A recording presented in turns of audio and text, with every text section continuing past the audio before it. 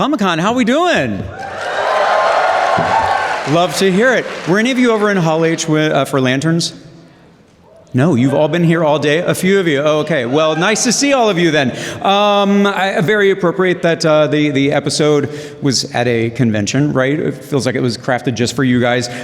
So we're going to keep the fun and the laughs going with this group right now from King of the Hill, all right? So let's get them on out here. Please join me in welcoming executive producer and showrunner Saladin Patterson. Co-creators and executive producers, Greg Daniels and Mike Judge. And of course, voice cast, Mike Judge, of course. And the rest of the voice cast here, they're so great. Stephen Root, Lauren Tom, Toby Huss, and Ashley Gardner.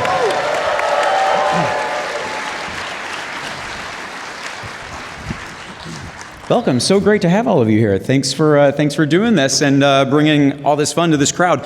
Just want to say, obviously, sad that Kathy Najimy and Pamela Adlon couldn't be here, but I hope you will all agree it's been so great hearing them back in these iconic characters. Also want to take a quick second to recognize that Pamela is an Emmy nominee this year for season 14. Yes, her character voiceover performance as Bobby Hill. And it's not for voiceover animation, but let's also hear it for Stephen Root, a nominee for Widow's Bay.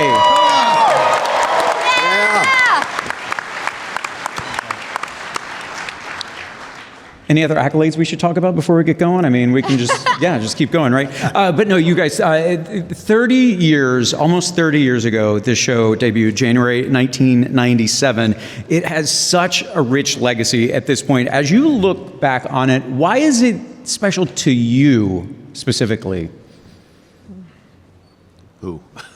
Sorry, start with the big one, right? Okay. Start with who? The big one, you. Oh. Boss.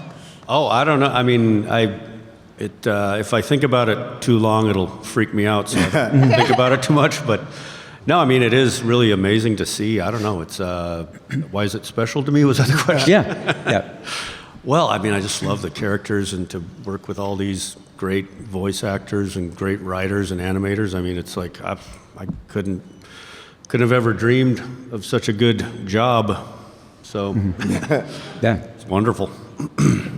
Anyone else want to add to that? I think that one of my favorite kinds of jobs is always doing a series, because you really do become like a family from being able to see each other week after week, and we've known each other for 30 years, and so we kind of grew up together.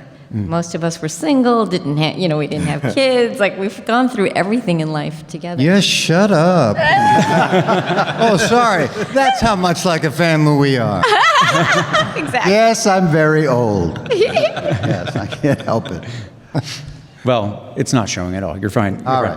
I was talking to Stephen and Ashley about this back in the green room, and it's really kind of crazy to me how some of the longest running shows on TV right now are animated shows. Is there something you can pinpoint there that explains like how these shows have stood the test of time when others have come and gone so quickly? I don't know. What's so special about, I think, this iteration of the show is that it's revolutionary in that an animated show, people never age. They never age into a different version of themselves. We've done that with this show. The great writers, Saladin, all these people have done an amazing job of making all these characters more believable, more emotional, and I think it's something that hadn't been done before. Yeah. Well, as we get specifically into season 15, which just debuted on Monday, who's watched already? Good. Okay. All right. I had a feeling. Great. Am I right in my assessment that this season it feels like it has addressed a lot of unanswered questions about, where we find these characters now, what was going on in all the years in between? Is that fair to say? Yeah, it's definitely fair to say. The first season, we spent a lot of time following through on the premise that Greg and Mike had established with Hank going away to Saudi Arabia and working and missing some things that had happened both back in Ireland and coming back, and him then having to get caught up to where, the world had gone while he was gone. The second season, we wanted to maybe settle in more and let it be that it's not Hank and Peggy getting caught up to the world, but that they're caught up now, but now they're having new experiences as the rest of the people in Arlen are having new experiences based on where they are in life and things like that. So we certainly were able to settle in and then maybe start saying things, start asking ourselves questions of what would they really be experiencing and what would they really be going through. And then that allowed us to kind of, like you said, touch upon a lot more different types of stories. Yeah, yeah. Of course, now we know Hank and Peggy are they're retired. What did getting them out of their jobs and putting them in this phase of their life, how did that open up the story for you guys? It posed a lot of good questions, I'll say. We all love the character of Hank Hill, and you wonder, could Hank Hill not work? Right. And so it was fun to kind of explore those things. But, more so than him entering retirement, we've been saying how we're Mike, Greg, and I are closer to Hank's age now than we were when they first did the show.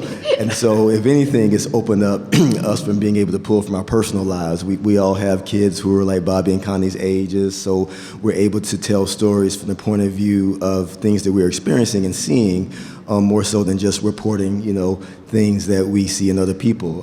I've been joking and saying that, thankfully, I've been a mid-50s white man since I was a mid-20s black man. And so it's been fun to just kind of pull from real life. And a lot of the episodes from this season 15 come from our personal lives. And that's why you're a writer on a comedy. There you go. Yeah. This season, I loved this. The Hills take in a sick rescue dog. Is there a backstory to that? I feel like there might be some kind of real life experience there. Well, I know, Greg, you took in a... Yeah, I recently got my first cat. Okay. And this is something that my daughter really wanted. I thought it was a terrible idea. I'm allergic to cats. But we ended up with a cat, and I'm really enjoying this cat. And I'm petting the cat, and the cat will also suckle on my Oh my gosh. chest after it gets petted for a little bit. All right. I don't know. I'm letting it happen. No allergic reactions or anything? No. Same thing. I was allergic to them, and the one cat I had, no problem. So, maybe they switch it on and off for us. I don't know. Okay, there's another episode where Hank and Bobby, as we saw here, they go to a convention, Bobby running the food truck. Hank causes a little trouble with the sci-fi community. We just saw all of that. Something specifically about that, though, made me feel like maybe real-world experience was coming into play. No? Yes? Well, so I'll say this. We certainly wanted to explore the father-son dynamic between Hank and Bobby, putting Hank in a situation where he's kind of working for Bobby. That's where the whole food truck of it all came. Setting it at a convention like that was fun for us because unlike real conventions like Comic-Con, we were able to make fun of nerds and things like that. Right. Would never do that in real life. Right, exactly. The writing staff is populated with people who really love coming to Comic-Con and places like that. And Stephanie Johnson, who wrote that episode, has... Is she here? Do you want to have her stand up? I think she is here, yes. Stephanie, if you're here, you can stand up. Oh. So you guys can all chant one of us when you look at Stephanie. I think Stephanie's been to 15 Comic-Con, so she certainly was one that helped us make sure not only was it accurate, but in all honesty, we did want to tell a story about a character like Hank who found himself judging people based on external things, and then as the show does so well, we bring people to a common ground when they realize that they have more in common than they have differences. Mm-hmm. Yeah, it's great. It's such a good episode. Stephen, Bill's grown a lot. In this revival compared to obviously who he used to be. How has that growth factored into your vocal performance? Like everybody else, Bill went through COVID and had a really, really hard time. So I think I started that season 14 with somebody who was been on his back for about 3 or 4 years, and I did a specific thing of maybe being a lot more gravelly and a little lower tone in the voice, but it soon became, once his friends helped him out, it soon became Bill again. I think a lot of people, when they get older, their register drops. So I think maybe Bill's register has dropped a little bit, but not too much. Not too much. Is there anything physically different that you do in the recording booth? No, a lot of people ask me when you do the voice, how does that affect your body? And I've always, whenever I've done any kind of animation stuff, my body becomes, my voice is not unconnected to my body, so I'll be Bill in the recording booth. And it's quite a display if you've ever been in the room to watch him do it. It's frightening. Young Stephen Root. Oh, goo goo ga! He's all over the place. It's great to see. But I think all good character actors, they don't stop at their neck. They put their whole body into the performance, and I think we all do. Yeah. Well, I Toby, get to be very, very stiff when I do Hank. Are you? Yeah. That's, Boomhauer's pretty stiff, isn't he? He just stands there. yeah, no, I get a little physical too.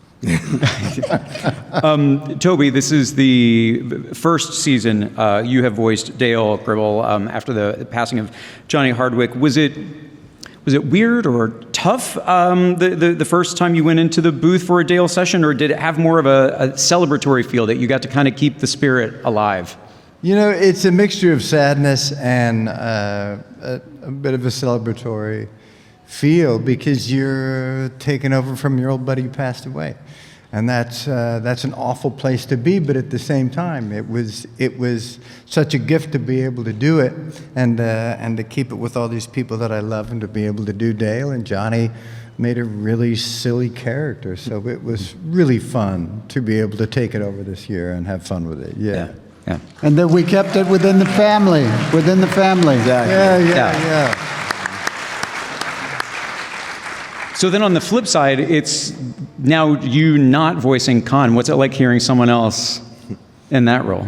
It's weird, because I did that crazy voice for a while, but then it sounds great. He's taken it and he's doing his own thing with it. Yeah. He's kept it Ronnie in Chang. the world of Con, in the world of King of the Hill, and he's doing a great job. Yeah. He is. Agree. Well, speaking of Con, his wife, Min, let's talk about her and their daughter, Connie, voiced by the fantastic Lauren Tom, both of those characters. Yes. Lauren, specifically with Connie, do you find it easier or harder to voice her as someone in her 20s versus when she was 12? Oh, I think it's way easier for me, because now that she's, I'm a little bit stunted emotionally, so it's kind of like my own voice, but just a little bit younger. And I think I when I was first reading and getting to know how to do Connie, Greg was really a help for me, because this was my first voiceover job, King of the Hill. And he helped me just take off layers of things I didn't need. So it was kind of like, that's great, less. And so we finally got it to the right place. But now, Connie older is just kind of me. Yeah. How did you hope to see her grow or evolve? Oh, I'm so happy the way she turned out, because I feel like I had tiger parents too, kind of, and like that kind of grip that you have on your shoulders when you're growing up. She kind of like is spreading her wings. She's experimenting and to find out who she is, which is what you do when you're in your early 20s. Yeah. So I'm proud of the way she's using her voice and just coming out of just expanding. Yeah. Ashley, Dale's wife Nancy, where for those who've not seen yet, where do we find them this season, especially as it relates to the marriage and their relationship? We find them rekindling. Oh, I think your mic's not working. We find them rekindling. There we go. I feel like it's sort of a tribute to Johnny, even though it was done before he passed away, that the marriage is coming back in a good way. Anything you say is sexy. It's just so funny to me. Moron. It's true. Just natural. But because there were, with season 14, there was that little hint. We were like, wait, did that affair come back? But what do you want to say about it? I wouldn't want to spoil too much for anyone who's not seen anything, but. That was your class. Well, I mean, I'll jump in and say, again, I don't want to spoil too much, but one of the things we looked forward to, like I said earlier, in terms of looking at these characters and dealing with things they would be experiencing in real life, we looked at the married couples as well. And, when you're empty nesters like our couples are, you start to turn the lens back on yourself and your relationship and see who are we as a couple. And we thought it'd be great to have Nancy and Dale do that. Quite honestly, Ashley is such a great actress. We wanted to make sure we took advantage of that to give her more levels to play and more nuances to play because she's that good. And so we really thought the best way to do that would be to maybe open up that relationship again and have us look at what they're going to now recreate. So that was from the point of view of the writers. I like That was a good answer. Perfect.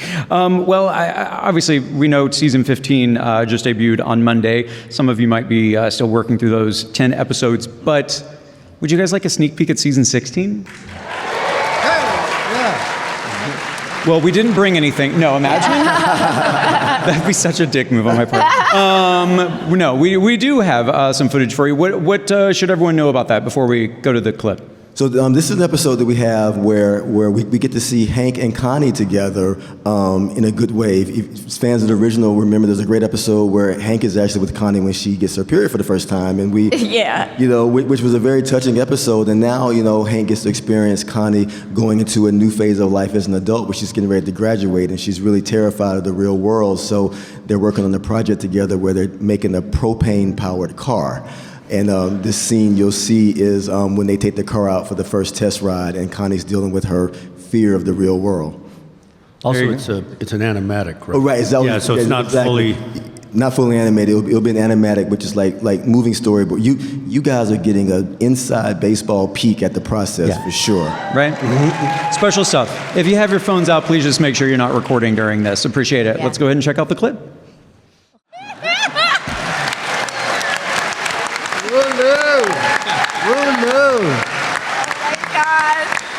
I'm excited. And now I know we're going to have to wait for a while to see all of that finish, but that's a pretty good tease for the season. Mike, I'll ask you in terms of The Hills. What has you excited about where things are going with this couple? What's that? What are you loving about where things are going for this couple? Oh, just seeing them in this kind of middle to old age. I don't know. It's just like it kind of breathed new life into the characters, the series. It's nice. I was thinking about it. Like I became older than Hank during the first run of the series. Okay. Like it's kind of nice to skip him ahead. I guess I'm still older than him, but not as much. So it's kind of Sure. It's kind of like I think like Saladin said, it's like we're sort of living it a little bit. So it's kind of nice to see them living it. Go ahead. Did I mention I have a cat now? Everyone, please welcome the cat. No, it's here. Well, I want to leave you with this question. When we, if we zoom out and take more of a bigger picture view of the Hill family and their friends, everyone in this circle, what would you identify as more of like a common thread running through these so far 15 seasons? I'll just speak from my perspective. When I came aboard, season 14 to run it, I got such a pleasure out of seeing the cast and seeing how much of a family they were and seeing how their relationships had sustained themselves throughout the gap period. And I really think that is what carries through in the show when we think about these 15 years. They've all been a family, and that has made it easier to represent them as a family. I think it's kindness. Yeah, it is. I think it's a kind show, and I think the writers and Saladin and all of us love these characters, and it shows in our relationship with each other, but also the characters' relationship with each other. They're kind at the end of the day, kind to each other. And there's Yeah, and the something show wholesome. remains comforting. Sorry. No, sorry. Yeah, The show remains sort of comforting. I think that's Yeah. yeah. And that wholesomeness and hope. I just feel like in this crazy time right now, that's what we all need. And so I think it gives people a lift. Yeah, I think we want our show to be like maybe a cat that somebody discovers later in life. That gives them peace and comfort.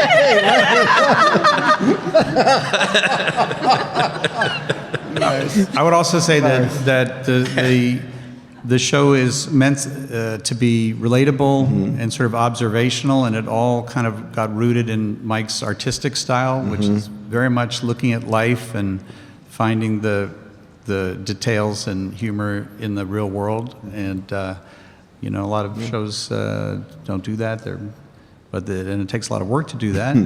But you get a lot of interesting things that relate to people. Yeah.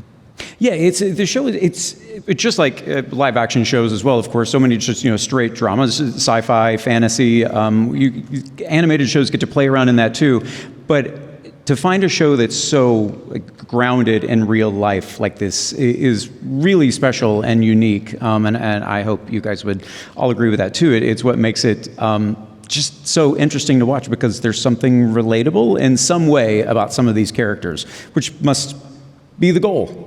Yeah, 100%. Hope so. Yeah. Well, we are gonna leave it at that, you guys. Thank you so much for being here. On behalf of Hulu 20th Television Animation, the Cassie piece, thank you guys all for being here. All 15 seasons, King of the Hill, are on Hulu now. You guys have a great rest of your Comic-Con. Thanks. Thank you for coming.